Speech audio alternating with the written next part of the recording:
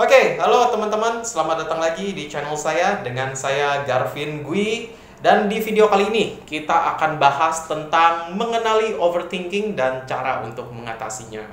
Ya, jangan lupa subscribe dulu ke channel ini biar teman-teman bisa dapetin video-video psikologi terbaru dari saya. Nah, kita lanjut ke topik ya.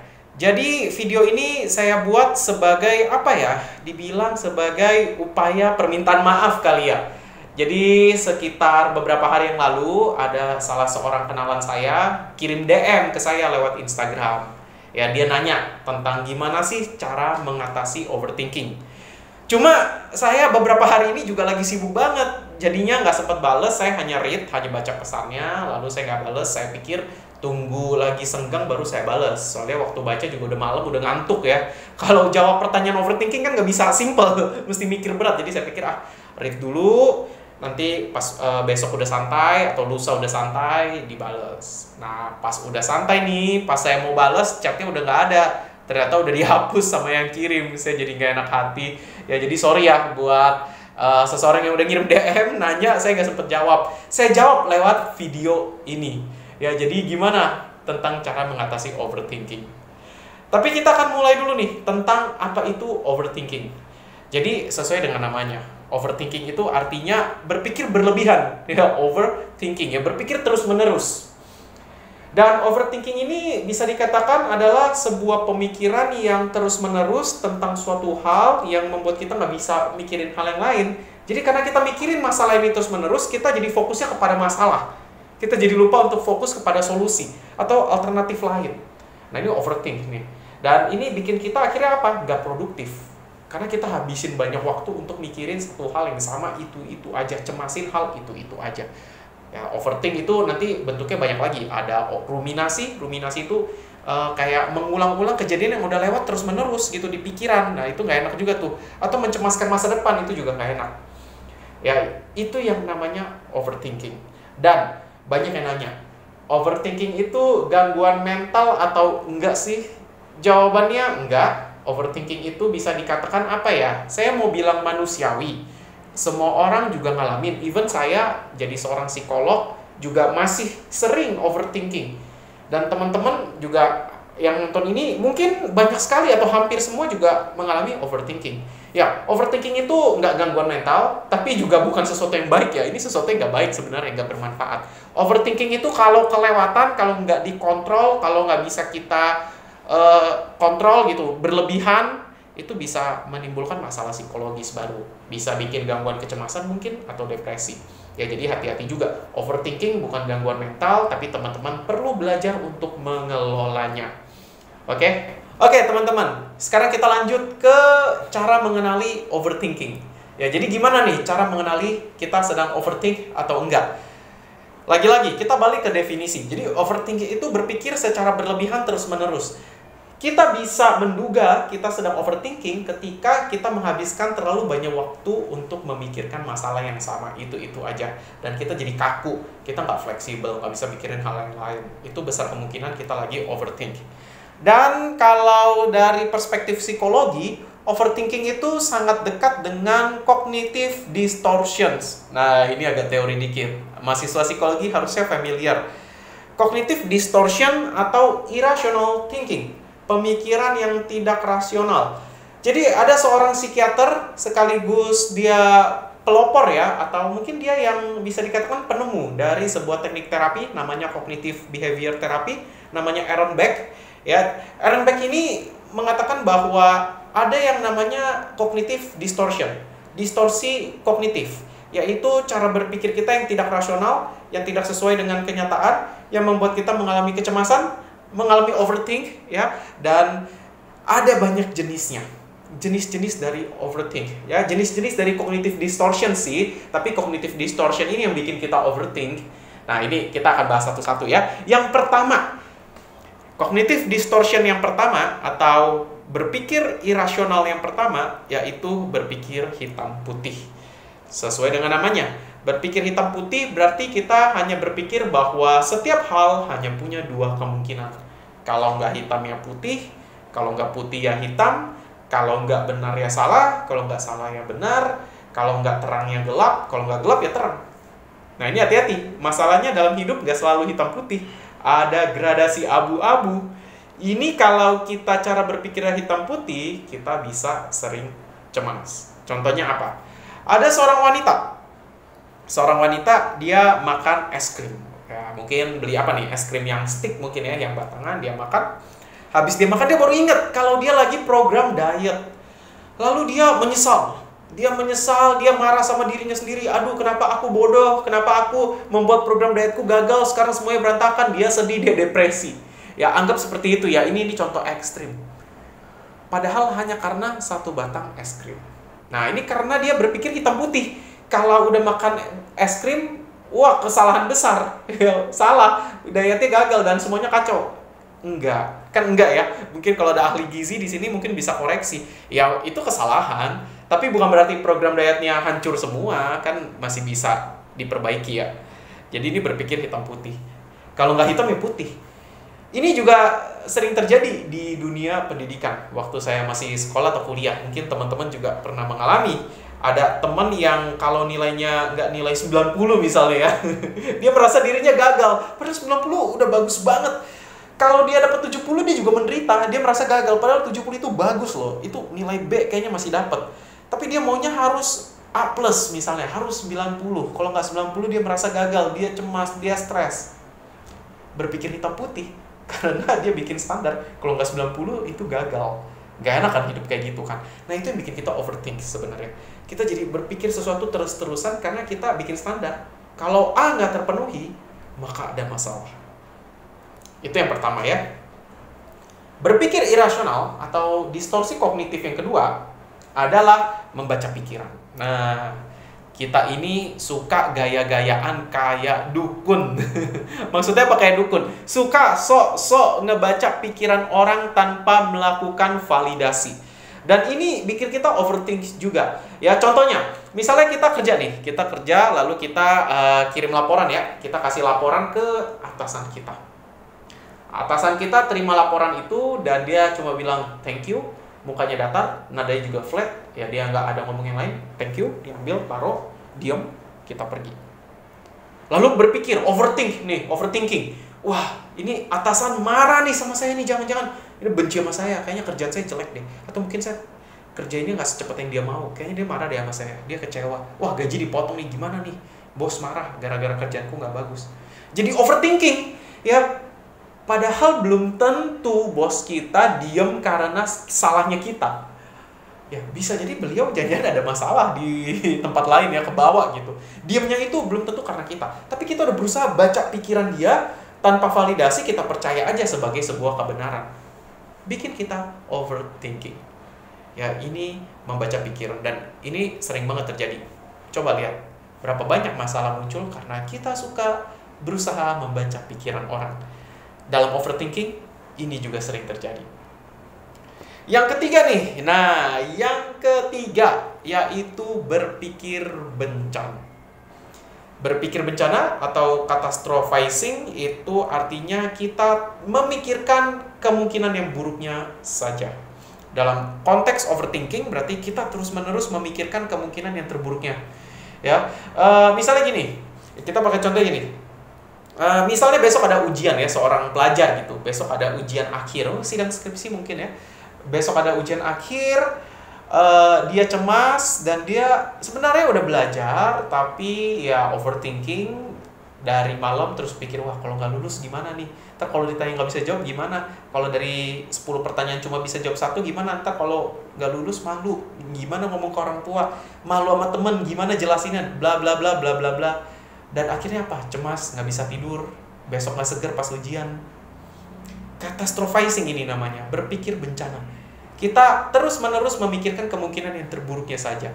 Dan ini juga tergolong overthinking. Ya kita berpikir secara berlebihan terus-menerus dan kadang nggak sesuai dengan realita. Apakah benar kita hanya kemungkinannya gagal? Kan enggak kan? Ada kemungkinan berhasil juga. Tapi karena kita terlalu mengantisipasi, ya jadinya begitu. Ya itu yang ketiga. Dan ini sering sekali saya temui pada orang-orang yang sifatnya pesimis. Oke, kita lanjut ke distorsi kognitif atau pemikiran irasional yang keempat nih. Generalisasi berlebih. Ini generalisasi berlebih bisa dikatakan ya memukul rata sebuah simpulan dari sebuah peristiwa dipukul rata ke peristiwa-peristiwa lain tanpa melihat konteks atau situasi. Nah, ini generalisasi berlebih.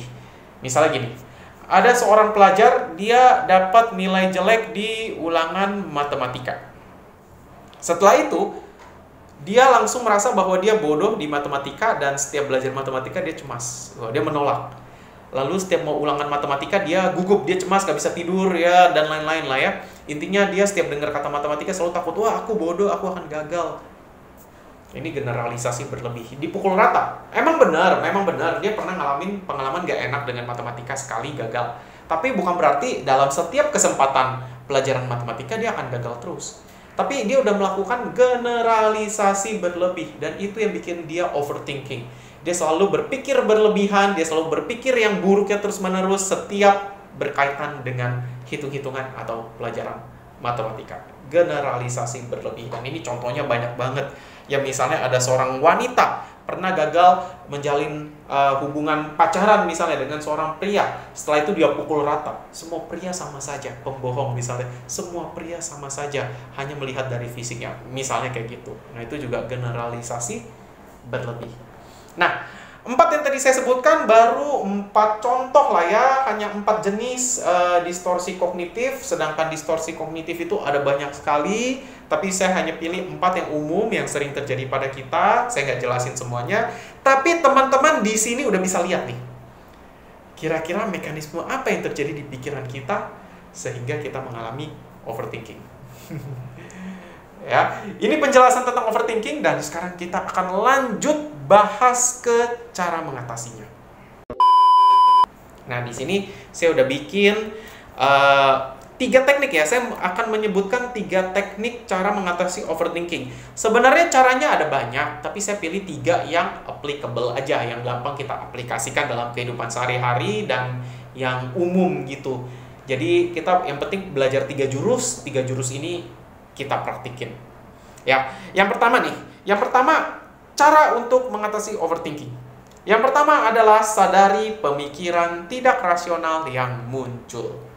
Nah, ini alasannya. Tadi saya ceritain tentang jenis-jenis pemikiran tidak rasional. Kalau kita udah mengetahui bahwa ada mekanisme berpikir yang tidak rasional dalam diri kita, maka kita akan lebih mudah untuk mengenalinya ketika itu muncul. Ya, jadi next time kalau kita mulai overthinking, kita udah bisa sadar nih, oh ini kayaknya aku lagi berpikir hitam putih, oh kayaknya aku lagi generalisasi berlebih, oh kayaknya aku lagi berpikir bencana, dan lain-lain. Ya, aku lagi berusaha baca pikiran dia. Kita jadi sadar itu, dan kita bisa bertanya kepada diri sendiri, pemikiran yang sedang kulakukan saat ini rasional atau enggak ya? Kalau rasional apa alasannya? Kalau tidak rasional apa alasannya? Oh, bos ini marah padaku, ada buktinya enggak? Kamu ada validasi nggak? Oh, nggak mungkin divalidasi dong, nggak mungkin nanya sama bos. Tapi ada bukti-bukti yang mengarah ke sana nggak? Atau itu murni asumsimu saja? Oh, besok ujian bakal jelek nih, soalnya katanya si penguji A ini killer. Oke, ada buktinya nggak kalau kamu akan gagal? Ada buktinya dia killer. Oke, seberapa besar kemungkinan itu? Apakah kamu tergolong mahasiswa yang akan hancur? Oh iya, kalau gitu apa yang perlu kamu lakukan? Persiapan apa yang perlu kamu lakukan? Ya, jadi kita mulai berpikir rasional. Ya, kita hindari berpikir tidak rasional ya. Jangan terjebak pada pemikiran tidak rasional. Keluar, sadari itu, keluar dari sana. Nah, saya bisa menyebutkan ada satu teknik banget yang saya suka banget ya untuk menyadari ini, yaitu mindfulness atau bermeditasi. Ini saya praktikkan sehari-hari dan menurut saya ini sangat efektif ya, mencegah saya untuk berpikir tidak rasional. Jadi caranya gampang banget teman-teman. Setiap malam, nggak harus malam sih, bisa siang, bisa pagi ya. Sebenarnya waktu terbaik adalah waktu yang paling nyaman bagi teman-teman ya. Jadi kalau saya malam kebetulan, malam pulang kerja habis mandi di dalam kamar. Ya, tempatnya juga bebas, tempat yang paling nyaman, waktu paling nyaman, tempat paling nyaman. Duduk. Posisi duduknya gimana? Posisi duduk yang paling nyaman. Duduk bersila boleh, duduk di atas kursi boleh. Kalau saya lebih suka bersila. Tapi kalau di sini lagi pakai kursi ya, jadi saya contohnya pakai kursi. Duduk, pastikan posisi duduknya jangan yang bikin pegel dalam jangka lama. Misalnya lehernya miring gini nih, pegel kan. Jadi tegak ya, duduk tegak misalnya. Punggung juga tegak ya, jangan miring karena pegel ya. Jadi udah Ya, teman-teman bisa pejamkan mata, lalu mulai sadari nafas yang masuk dan keluar. Ya, sadari nafas yang masuk dan keluar tanpa dibuat-buat. Biarin itu berjalan secara alami. Nah, itu mindfulness yang paling dasar ya, meditasi duduk. Harus berapa lama meditasinya? Nggak ada batasan waktu minimal dan maksimal.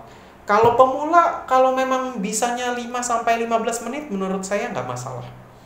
Yang penting apa? Yang penting kualitas meditasinya, kualitas latihan mindfulness-nya, dan setelah menjadi rutin, teman-teman bisa tingkatin sendiri durasinya sesuai dengan kebutuhan. Ini efektif karena mindfulness itu akan melatih kita untuk berkesadaran penuh. Kita akan lebih mudah, lebih cepat menyadari pemikiran kita. Dan ketika kita lagi mendapat sesuatu nih, mendapat masalah, mendapat kabar buruk, ya, atau mendapatkan sinyal-sinyal yang ambigu, kita nggak reaktif. Karena apa? Kita bisa ambil momen untuk hening. Ambil jeda di antara aksi dan reaksi itu, berpikir apa yang harus aku lakukan. Nah, itu efek dari mindfulness ya. Itu yang pertama.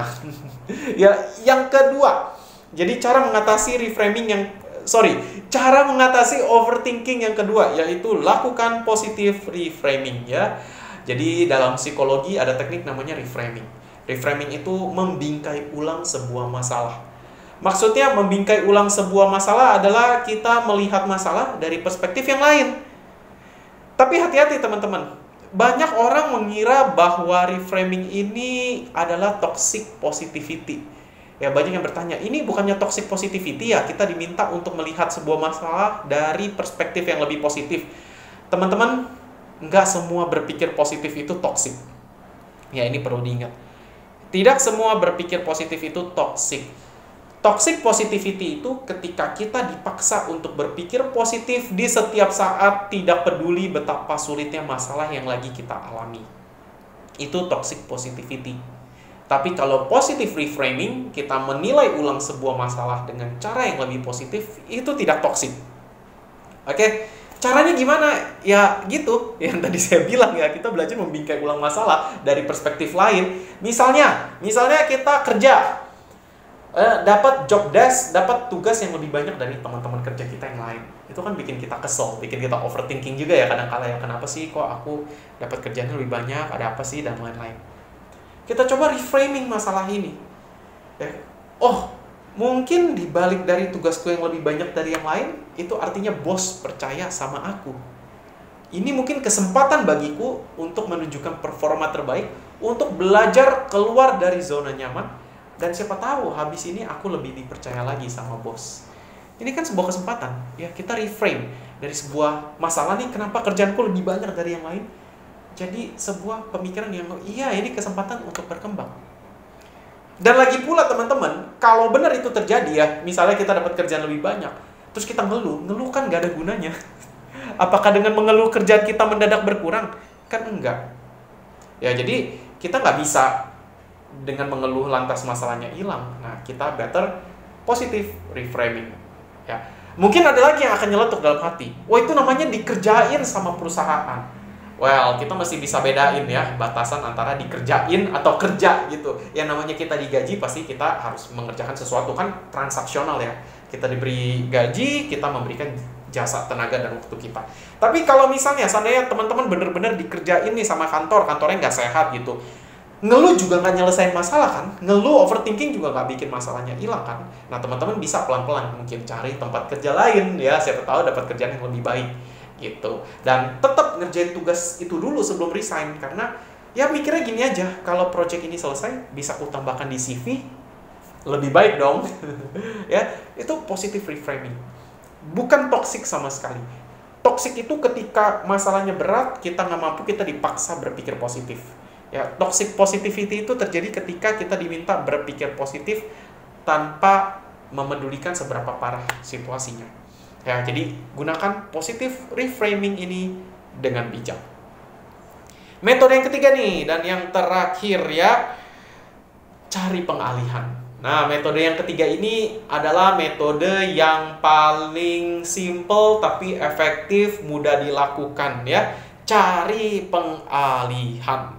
Jadi, gimana cara cari pengalihan? Misalnya gini, ketika kita lagi gak karuan nih mikirin tentang pekerjaan ya, overthink, terus kita pulang buat apa sih masalahnya dibawa pulang? Ya malah jadi ribut ya sama anak, sama pasangan gitu. Kenapa kita bawa pulang masalah itu? Mendingan kita alihkan. Ya kita alihkan dengan gimana? Kita main sama anak, kita masak bareng sama pasangan, ngobrol sama pasangan sambil minum teh bareng. Ya cari pengalihan.